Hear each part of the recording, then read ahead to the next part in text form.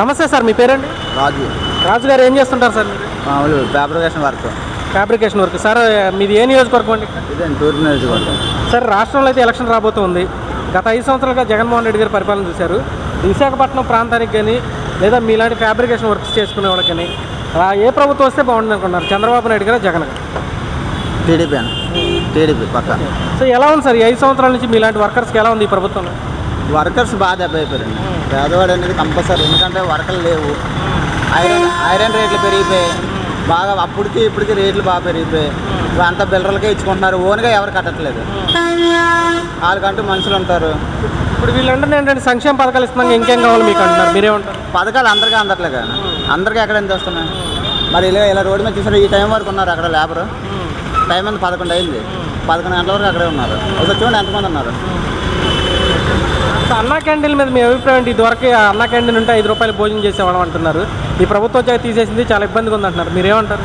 పేదవాడు అనే స్టూడెంట్స్ కూడా తినేవారండి. హాస్టల్లో ఉన్న స్టూడెంట్స్ కూడా తినేవారు. మరి ఇప్పుడు అది ఎప్పుడైతే తీస్తారో ఇంకా మళ్ళీ మెస్కి వెళ్ళిపోతున్నారు. పేదవాడు ప్రతి ఒక్కడు తినేవారు. ఎందుకు నేను తిన్నాను, అందులో 5 రూపీస్ పర్లేదండి, తినొచ్చు. ఈ 5 సంవత్సరాల్లో విశాఖపట్నం పరిస్థితి ఎలా ఉంది భయ్య అసలు? విశాఖపట్నం అనేది అభివృద్ధి ఏం లేదన్న. ఏముందన్న అభివృద్ధి చెప్పు. మొన్న లేటెస్ట్గా ఇప్పుడు రోడ్లే చేస్తున్నారు, కార్నర్లు చేస్తున్నారు తప్ప ఇంతకుముందు ఏం లేదు. ఇంతకుముందు ఎక్కడా లేదు. విశాఖపట్నంలో డ్రగ్స్, గంజా ఇలాంటివి పెరిగినాయి అంటున్నారు. ఇందులో ఎంతవరకు వాస్తవం ఉంది? ఈ ప్రభుత్వం ఏమన్నా? అది నిజమే అన్న. ప్రస్తుతానికైతే మాత్రం ఎక్కడ చూసినా డ్రగ్సే ఎక్కువ, చాలా ఎక్కువ.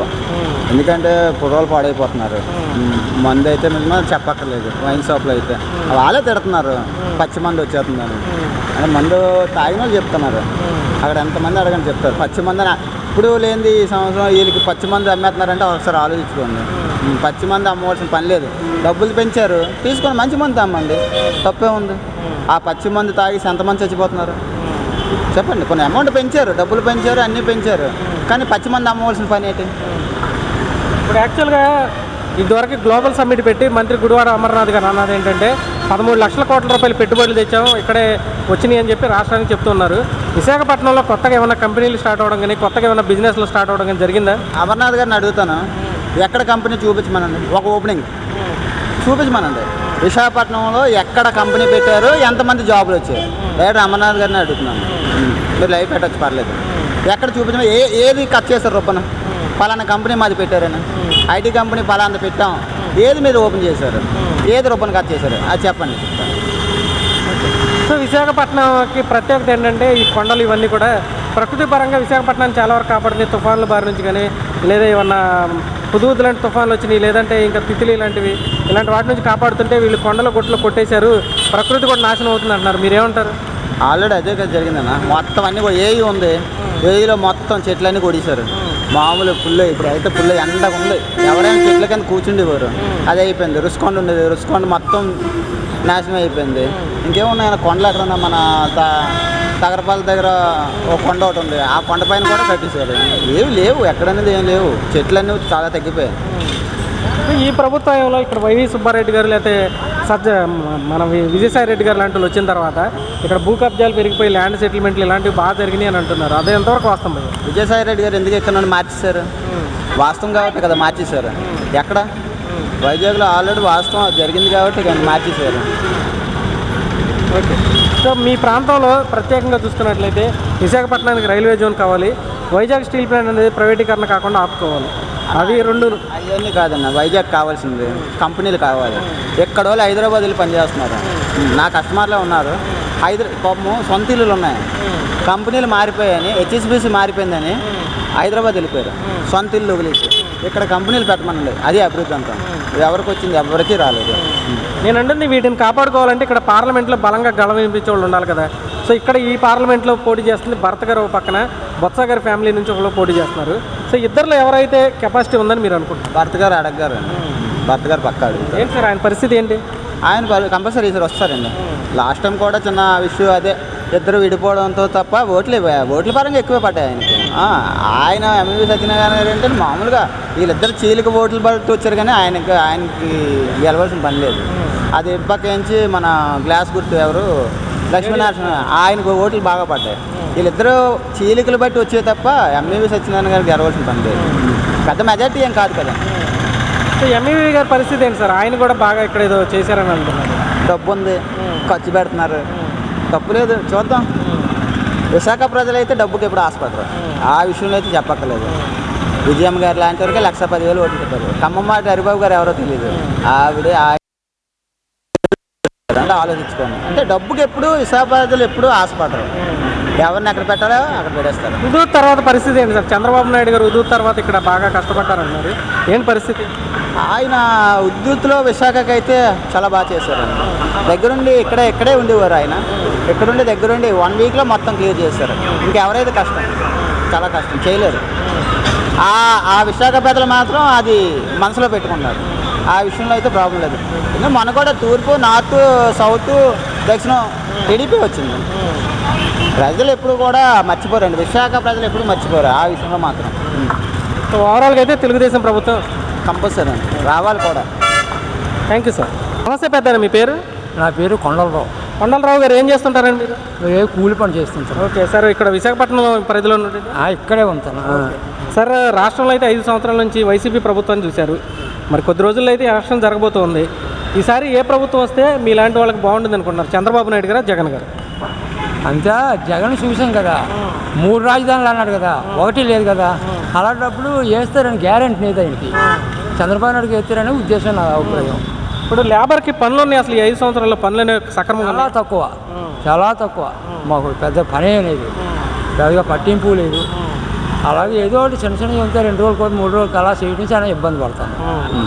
ప్రధానంగా ఏంటంటే ఇసుక అనేది ఇదివరకు బాగా తక్కువ రేటు దొరికేదండి, ఇప్పుడు ఎక్కువ అయిపోయింది. లేబర్ అంతా చాలా మంది నిలబడి ఉంటున్నారు. నిలబడి ఉంటుంది, పనులు లేవు. ఇసుక రేటు ఎక్కువైపోవడంలోనే లేబర్కి పనులు లేకుండా. ఓకే, ఈ అన్నా క్యాంటీన్లు ఏంటి సార్? 5 రూపాయలు భోజనం దొరికేదని కూడా ఇప్పుడు చెప్తున్నారు. అన్నా క్యాంటీన్ తీసేశారంటారు, మీకేంటి? మానాటి వాళ్ళకి చాలా ఇబ్బంది వస్తుంది. ఇప్పుడు 60-70 రూపాయలు ఎట్టి తినవలసి వస్తుంది. అప్పుడు 5 రూపాయలకి మనం తినేవారు, చాలా ఫ్రీగా ఉండేది. 2 పూటలు తినేవి, ఇడ్లీ తినేవి. ఈ 5 సంవత్సరాల్లో విశాఖపట్నం ఎలా ఉంది పెద్ద? ఈ వైసీపీ ప్రభుత్వం వచ్చాక ఇక్కడ విజయసాయి రెడ్డి, వైవి సుబ్బారెడ్డి లాంటి వాళ్ళు వచ్చినాక నాకు తెలిసినంత మటుకి విజయరెడ్డి వచ్చి గోల్డ్ భూములు దోచుకున్నాడని అభిప్రాయం కూడా పేపర్లో చదివినాం, రాత్రి లెక్కలో చదివి వాళ్ళందరూ అనుకోవడం వినాం. కానీ వాళ్ళేం అనలేదు. ఆయన ఆ పని చేయనట్టు జగన్ కూడా ఆడిని మార్చేసి మళ్ళీ సుబ్బిరెడ్డి నెట్టాడు. అయినా కూడా ఆ పని చేస్తే మళ్ళీ మార్చేసుకుంటారు, ఆ అభిప్రాయం ఉంది. 3 రాజధానులు అన్నాడు, 1 కూడా లేదు. అది ఒకటి జనాల్లోనే నాటుకుపోయి ఉంది. అది అందులో ఇక్కడ కొండలు ఉన్నాయి కదా చాలా. ప్రకృతి యాక్చువల్గా విశాఖపట్నం అంటే ప్రశాంతంగా ఉంటుంది, ప్రజలు కూడా చాలా ప్రశాంతమైన వాళ్ళు అంటారు.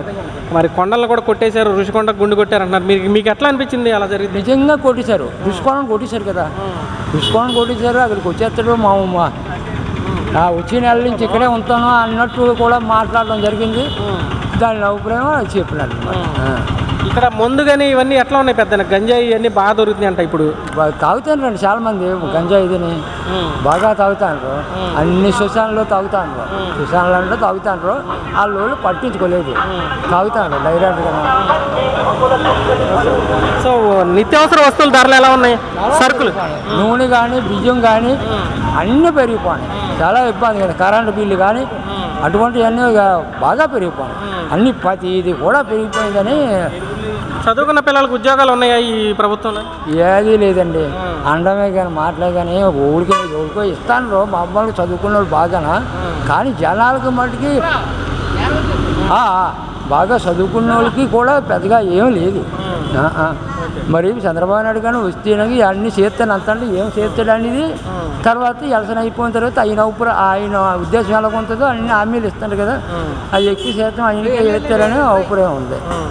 సార్, ఇక్కడ పార్లమెంటు పరిధిలో ఒక పక్కన భర్త గారు పోటీ చేస్తున్నారు, ఇంకో పక్క బొత్స సత్యనారాయణ గారి ఫ్యామిలీ నుంచి పోటీ చేస్తున్నారు. ఇద్దరు ఎవరైతే చేయగలరు? భారత్ అయితే చేస్తుంది గ్యారెంటీకి. అనుమానం కుర్రబాడు ఒకసారి ఓడిపోయాడు కూడా, చాలా దగ్గరలో అటువంటి సీజన్లో కూడా ఓడిపోయాడు. ఆయన మీద మంచి అభిప్రాయం కూడా ఉన్నది జనాలకి. నమస్తే అన్న, మీ పేరు? నా పేరు రాజు. రాజు గారు ఏం చేస్తుంటారు సార్ మీరు? Van driver. Van driver. Sir, మీది విశాఖపట్నం ఈ ప్రాంతమేనండి? ఇక్కడేనా? ఇక్కడ ఓటు ఇక్కడ ఉంది సార్. రాష్ట్రంలో అయితే గత 5 సంవత్సరాలుగా జగన్మోహన్ రెడ్డి గారి ప్రభుత్వం చూశారు మీరు. ఇప్పుడైతే మరి కొద్ది రోజుల్లో ఎలక్షన్ జరగబోతున్నాయి. ఈసారి రాష్ట్రంలో ఎవరు వస్తే అభివృద్ధి బాగుంటుంది అనుకుంటున్నారు? మీలాంటి వెహికల్ డ్రైవర్స్ కానీ వెహికల్ ఉన్న వాళ్ళకి కానీ మంచి చేకూరుద్ది అనుకుంటున్నారు? చంద్రబాబు నాయుడు గారా, జగన్ గారు? చంద్రబాబు నాయుడు. ఓకే, ఎందుకని సార్ చంద్రబాబు గారిని ఎందుకు కావాలనుకుంటున్నారు? చంద్రబాబు నాయుడు గురించి డెవలప్మెంట్ చేస్తారు. తర్వాత కొంచెం ట్యాక్సులు కేసులు తగ్గిస్తారు. జగన్మోహన్ రెడ్డి గ్రీన్ ట్యాక్స్ మాకు 250 రూపాయలు 200 రూపాయలు ఉంది సంవత్సరానికి. అదే గ్రీన్ ట్యాక్స్ ఇప్పుడు 1800 2000 సెలరీ అయిపోయింది సంవత్సరానికి. 200 రూపాయల కోసం 1800 2000 సెలరీ అయిపోయింది. మొత్తం ఎఫ్సీకి వెళ్ళాలనుకోండి ఒకప్పుడు 3000తో అయిపోయింది, ఇప్పుడు 5000 సెలరీ అయిపోతుంది. సో మీకు ట్యాక్స్లు అయితే విపరీతంగా పెంచారు, మరి దానికి తగ్గ పనులు అయితే కల్పిస్తున్నారు ఇక్కడ? లేవండి, మ్యాక్సిమం సర్వీసే లేక. ఇప్పుడు పథకాలు ఇస్తున్నాం మాకంటే ఎవరు బాగా చేయట్లేదు అంటున్నారు కదా, మీకు పనులు కావాలా పథకాలు కావాలంటారా? మాకు పనులే కదా, పథకాలు ఎందుకండి? పనులే కదా చాలు, పథకాలు ఎందుకండి? మనం కష్టపడి మనం తెచ్చుకుని చాలండి. జగన్మోహన్ రెడ్డి వల్ల మాకు ఇల్లు వచ్చింది, తనకు కాలనీ వచ్చింది, మాకు కట్టి అన్నీ అయిపోయింది. ఓకే. సో మీకైతే పనులు ఉంటేనే బాగుంటుంది ఈ పథకాల కంటే. పనులంతా విశాఖపట్నం పరిస్థితి ఈ 5 సంవత్సరాలు ఎలా ఉంది సార్? యాక్చువల్గా ఇక్కడ విజయసాయి రెడ్డి గారిని పెట్టారు, తర్వాత వైవి సుబ్బారెడ్డి గారిని పెట్టారు. పరిస్థితులు చాలా వరకు ఇక్కడ మారినవి, చాలా ఇదిగా ఉందని చెప్తున్నారు. ఏమైంది ఇక్కడ అసలు? డెవలప్మెంట్ ఏం లేదండి. అక్కడ రుషికొండ అని అయిపోయింది, ఇక్కడ ఇంకా ఎక్కడెక్కడ మరి కొండలన్నీ డెవలప్మెంట్ ఏం లేదండి. మామూలుగా అదే టీడీపీ వచ్చింది అనుకోండి డెవలప్మెంట్ వస్తుంది. ఓకే సార్, ఇక్కడ భూ కబ్జాలు కానీ ల్యాండ్ సెటిల్మెంట్లు కబ్జాలు ఇలాంటివి ఎక్కువైనాయి అంటున్నారు. మీరు వ్యాన్ డ్రైవర్ చాలా తిరుగుతుంటారు కదా, అందులో ఎంతవరకు వస్తుంది? బోల్డ్ అయ్యండి, బోల్డ్ అయ్యాయండి. ఇంకా అదే రాజ్యం. ఇంకా ఏ ఎమ్మెల్యే ఎంపీ అన్నాడు అనుకోండి అదే పని అండి. ఎంఈ బిల్డర్ ఉన్నాడు అనుకోండి, అతను రేపు ఎమ్మెల్యే పోటీ చేస్తాను, ఎమ్మెల్యే గెలిచాడు అనుకోండి, ఇంకా ఈ శ్వసనాలు ఇంకా అవే ఇంకా డెవలప్మెంట్ ఉండవండి. ఓకే సార్, ప్రకృతి సంపద యాక్చువల్గా ఋషికొండ ఇట్లాంటి కొండలు హుదూద్ లాంటి తిత్లీ లాంటి తుఫాన్లు వస్తే ఆపోయి, కానీ వాటినే కొట్టేస్తున్నారు. ఎర్రమట్టి దెబ్బలు ఇటువంటి వాటిని కూడా నాశనం చేశారు ఈ ప్రభుత్వంలో, తవ్వి అమ్మేసుకున్నారని అంటున్నారు. మీకేమనిపించింది ఇట్లాంటివి జరుగుతుంటే? ఇబ్బంది అండి, మరి ఎప్పుడు నువ్వేండి ఆ ఋషికొండ అలాగా అయిపోయిందండి. టూరిస్ట్ అసలు టూర్ కాదు, హ్యాపీగా ఉండేది కొండ. తర్వాత మన ఇక్కడ ఎండాడ కొండ అలాగే అయిపోతుంది. ఇక్కడ మరి ఇంకా డెవలప్మెంట్ ఏం లేదండి. కొండలు అవన్నీ ఇంకా ఆపరేట్ చేస్తాంటారు. విజయసాయి రెడ్డి చాలా దగ్గర ఇక్కడ ఎలా చూసినా ఒక 100 ఎకరాలతో ఆపరిస్తాడండి. ఈ నిత్యావసర వస్తువుల ధరలు ఇవి కానీ ఎలా ఉన్నాయి సార్ ఇక్కడ? చాలా పెరిగిపోయినండి. మా కరెంటు బిల్లు 250 వచ్చింది, మినిమం ఇప్పుడు 500 సెలరీ వస్తుంది. తర్వాత పప్పులు గిప్పులు ఇవన్నీ. సార్, ఇక్కడ యాక్చువల్గా చెప్పాలంటే విశాఖపట్నం ఏరియాలో రైల్వే జోన్ కావాలి, అలానే విశాఖ స్టీల్ ప్లాంట్ ఒకటి ప్రైవేటీకరణ జరుగుతుంటే అడ్డుకోలేకపోయారని చెప్పేసి కూడా తెలుస్తుంది. అలానే మీకు ఉత్తరాంధ్ర వెనకబడిన జిల్లాలకి నిధులు తీసుకురావాలి. ఈ పార్లమెంటు పరిధిలో యాక్చువల్గా పార్లమెంట్కి వెళ్ళాలంటే భరత్ గారు ఝాన్సీ గారు ఇద్దరు పోటీ చేస్తున్నారు. వీళ్ళిద్దరిలో ఎవరు కేంద్రంతో పోరాడి నిధులు సాధించగలరని మీరు అనుకుంటున్నారు? భరత్ అండి, భరత్. ఏంటి సార్ భరత్ గారి పరిస్థితి ఏంటి? ఆయన ఎలాంటి వాడు, ఏంటి పరిస్థితి? అంతే ఇక్కడ వైజాగ్ జిల్లా అతను వాళ్ళ తాతగారు మంత్రికి ఎమ్మెల్యే చేశారు. అదే మన ఏది గీతం కాలేదు, దానివల్ల అతను బెస్ట్ అండి. ఝాన్సీ అని ఎవరో తెలియదు అండి, ఇదే ఫస్ట్ టైం విన్నాం, మాకు ఆవిడ తెలియదు. ఓకే. సో మీ విశాఖపట్నం వరకు అయితే సార్ యాక్చువల్గా ఇక్కడ గంజాయి డ్రగ్స్ గురించి ఏంటి సార్? చాలామంది అంటున్నారు. ఏవి ఇక దీంట్లో చాలామంది అన్నారు. ఇప్పుడు వస్తున్నానండి, ప్రతి కుర్రోడు మ్యాక్సిమం 18 సంవత్సరాల నుంచి 23 సంవత్సరాలు 16 సంవత్సరాలు అందరూ ఇదేనండి. ఇక్కడ చాలా ఎక్కువ అయిపోయింది. ఇక్కడే కాదండి, ఎక్కడైనా ఆర్లా వేటేయండి, ఇటుపక్క కొబ్బరి తోట వెళ్ళిది, ఇటు మధ్యలిపోవాలి, మొత్తం అంతా అదేనండి.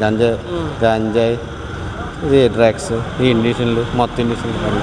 గతంలో ఎలా ఉంది సార్, అసలు ఇప్పుడు ఎలా ఉంది? టీడీ ప్రభుత్వం ఇలాంటి ఏం లేవండి. టీడీ ప్రభుత్వం అసలు ఎవరు ఇలాగ రోడ్డు మీద రావడం కాదు, ఇలాగ పబ్లిక్ గొడవలు గిడవలు ఏం లేకుండా ప్రశాంతంగా ఉండింది. ఈ 5 సంవత్సరాలు ఎక్కువైపోయింది.